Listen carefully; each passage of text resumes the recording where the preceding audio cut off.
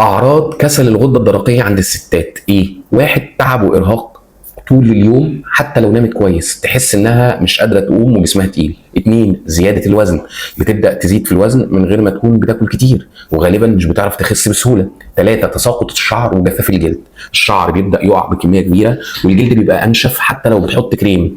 أربعة، الاكتئاب او تقلب المزاج، بتحس انها مكتئبه او متضايقه من غير سبب، او بتعيط كتير، او مزاجها مش ثابت. خمسة، تلاقي الدوره الشهريه بتاعتها بتتلخبط او بتقل، ممكن تيجي الدوره متاخره او تيجي غزيره اكتر من الايه من الطبيعي او تختفي تماما. ستة، بروده الجسم دايما، بتحس بالبرد اكتر من الناس حتى لو الجو مش ساقع قوي. سبعة، بتلاقي فيه بطء في التفكير وفي نسيان، تحس ان الست مش مركزه او دماغها مش صاحيه زي الاول. طب ازاي نشخص كسل الغده الدرقيه؟ طبعا بنعمل تحليل دم بسيط اسمه تي اس اتش وفري تي 4. لو لقيت التي اس اتش طبعا عالي والتي 4 قليل واطي يبقى فيه كسل في الغده.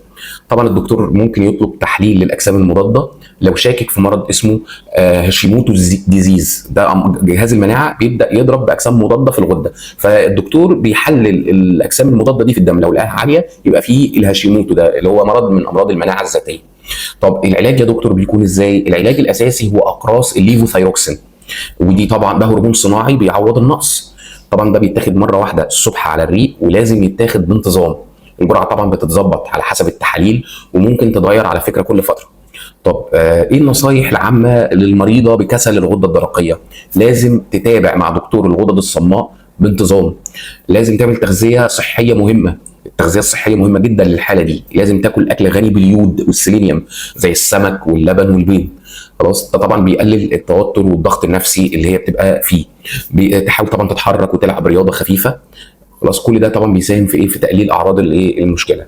لو عجبكم المحتوى اعملوا لي لايك وشير وكومنت، واشتركوا على قناتي في اليوتيوب وفي التيك توك عشان يوصلكم كل جديد، ويومكم جميل.